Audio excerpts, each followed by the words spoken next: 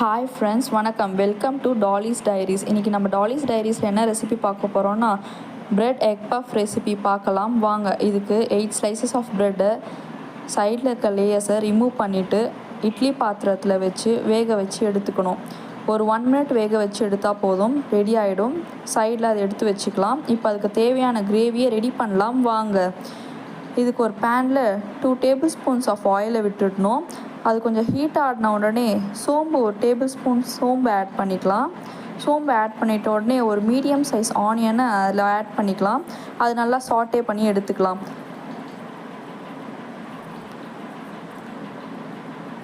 கண்ணாடி பதம் வரணும், அது வரைக்கும் நல்லா சாட்டே பண்ணிக்கலாம்.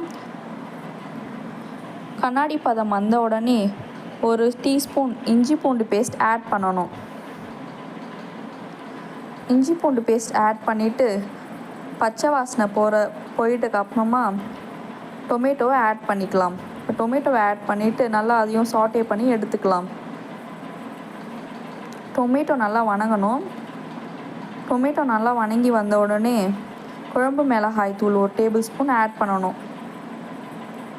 பார்த்திங்கன்னா தெரியும், அது நல்லா சாட்டே ஆகி வந்துடுச்சு. இப்போ குழம்பு மிளகாய் தூள் ஒரு டீஸ்பூன் ஆட் பண்ணிக்கலாம். உப்பு தேவைக்கேற்ப போட்டுக்கணும். இப்போ பார்த்திங்கன்னா கிரேவி ரெடி ஆகிடுச்சு. நம்ம 2 ஸ்லைசஸ் ஆஃப் ப்ரெட்டை எடுத்து வச்சு நடுவில் கோதுமை பேஸ்ட் வச்சு அதை ஒட்டி எடுத்துக்கலாம். அப்போ தான் ரோல் நல்லா வரும். இப்போ பார்த்திங்கன்னா பேஸ்ட் அதில் நடுவில் ஸ்டஃப் பண்ணிவிட்டு 1/2 ஸ்லைசஸ் ஆஃப் எக் அதில் ஆட் பண்ணிக்கலாம். அதை ரோல் பண்ணி எடுத்துக்கணும் நல்லா, அப்போ தான் அது பிரியாது. இப்போ ஒரு பஃப் ரெடி ஆகிடுச்சு நம்மளுக்கு.